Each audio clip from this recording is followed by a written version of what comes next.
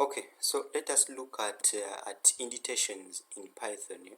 Python cares more about the indentation, how you space your code, the number of spaces you leave in your code that you are writing. So there are many use cases of indentation, but the most sensitive one is it is used in defining the control and loop constructs.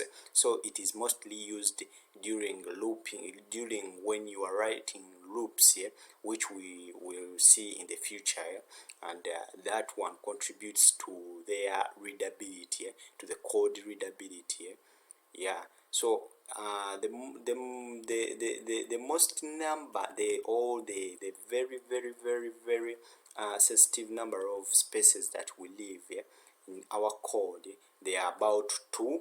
They are 2 and 4. 2 and 4. We mostly use 2 spaces and 4, and even the one space. Even one, but mostly the most sensitive one is the 2, and even the 4. But we shall see that in the future. We shall see more examples of using those spaces in the future.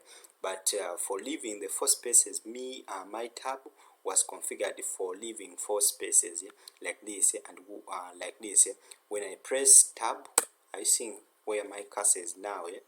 From here, when I press tab, it goes to that line there, to